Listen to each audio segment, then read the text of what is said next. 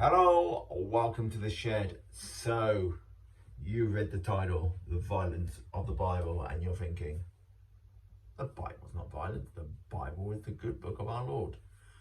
Well, let me share some parts of the Bible which are not so good, Lord.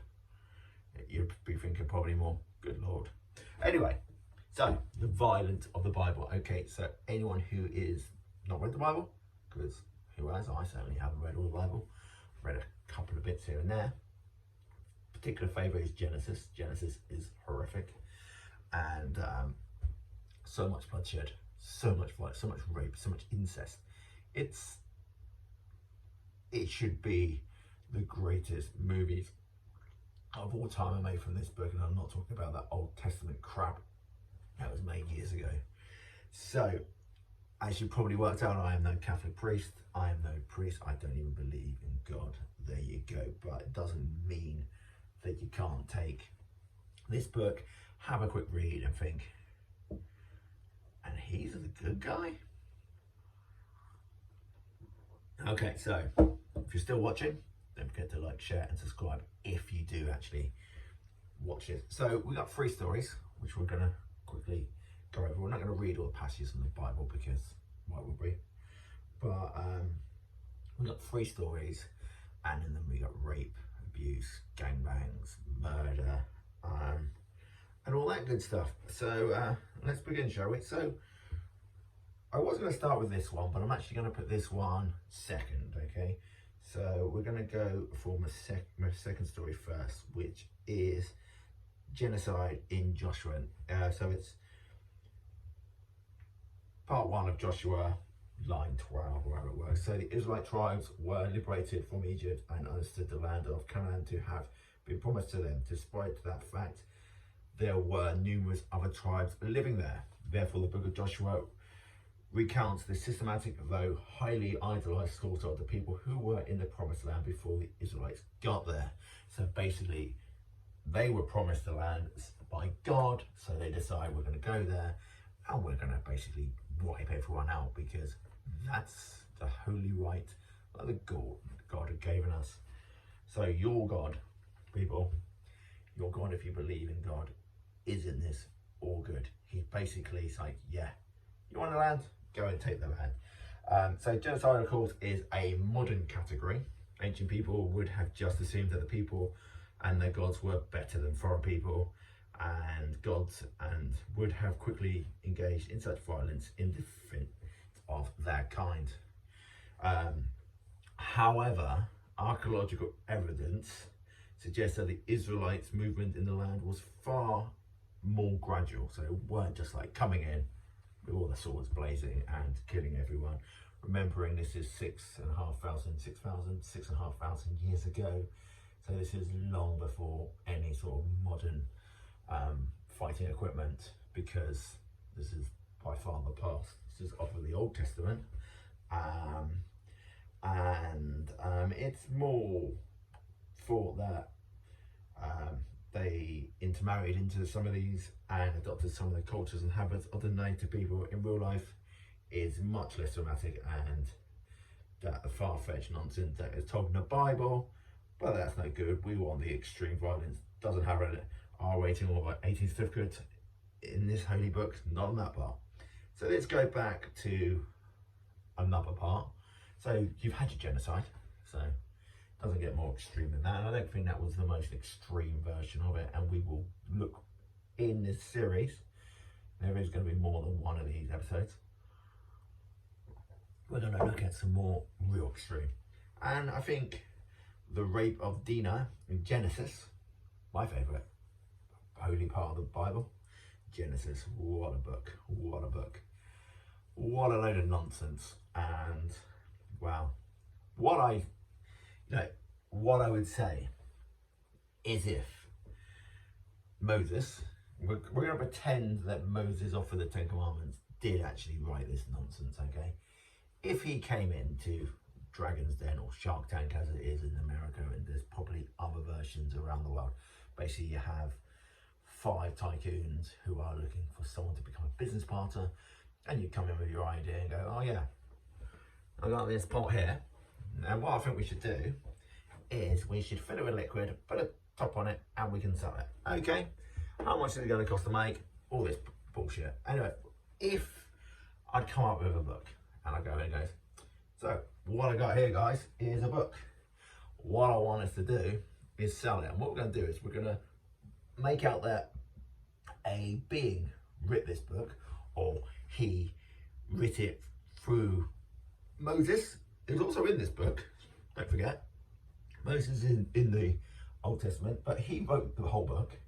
He told his story. He told before, so when the world was basically a rock in space, and God decided to make it into the earth. But we're not going to go into that story yet. That's one for another day. Okay, we will definitely cover creationism, because that's another topic that is highly hilarious. But we're gonna get on with this story. So this one is a little bit rapey.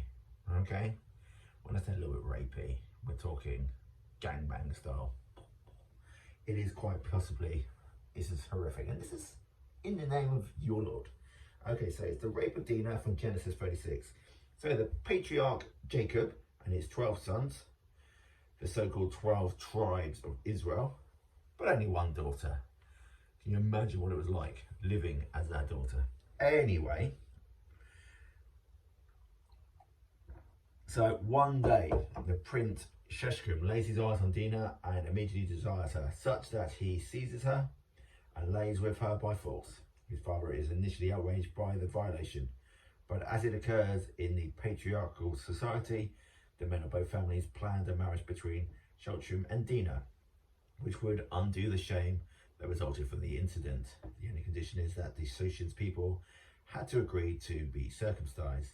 The men in the city begrudgingly obliged. No small feat for adult men, allegedly. Wouldn't know.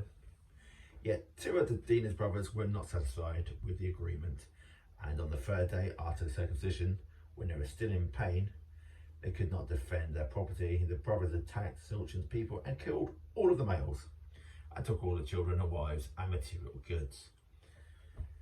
There we are, death. Basically, rape our sister and we will kill you all your men in your town, and claim all your wives and children. Who knows what they do with them? Best check out Genesis 36, I guess, to see what happens next. So yeah, the Old Testament is horrifically brilliant. Where are the movies, apart from the shitty 10 Commandments? And of course, like I say, this book was written by Moses, the first 5 parts. So we've done that. So, more rape, because why not? So this one is, again, it's a bit, what? You doing what? So this one is the dismembered concubine from Judges 19. So, first thing I had to do was find out a little bit about this story. So, Levine and his concubine are traveling and stayed overnight in Gibeah. So, first thing I needed to know was, what is a concubine or concubines? It's a woman who lives with a man but has lower status than his wife or wives, basically a mistress. So, in this scene, intentionally reminiscent of Lot's treatment of Sodom, and the township gathered around the home he was staying in, wanting to rape him. The householder with whom he was staying tried to protect him and offered his virgin daughter and his Levite concubine to them instead. The Levite consented to offer his concubine, and as the story goes, the people raped her and abused her throughout the night, and at the dawn they let her go. She collapsed in the threshold of the door. When the Levite found her, he put her on his donkey and went home. At home, he cut her body into 12 pieces and set pieces to each tribe of Israel. But why cut her up? What's wrong with you people? So, it doesn't say that she died. It says that she collapsed in the door. So then he puts her on his donkey, because why wouldn't you? Takes her home and cuts her into 12 pieces. Let's see if we can work out what the 12 pieces might be. So 1, 2, 3, 4. So that's your arms. 5, 6.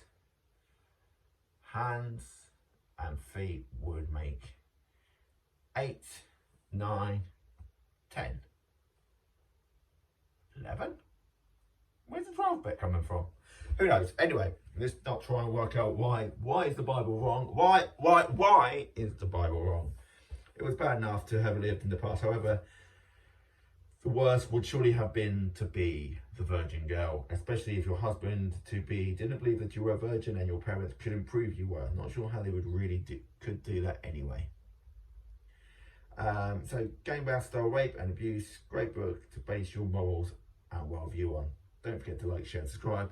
Remember, Satan is the evil one. How much worse could it be? Well, let's find out next time as we do another Violence of the Bible. Part 2. Sure what's coming soon. Then we might do part 3, part 4, part 5. Your holy book, not mine. You get your morals from it, maybe. Don't get mine from that. Anyway, this has been your man in the shed. Back in the shed for the horrors of the Bible. Hope you're all well. See you, pals.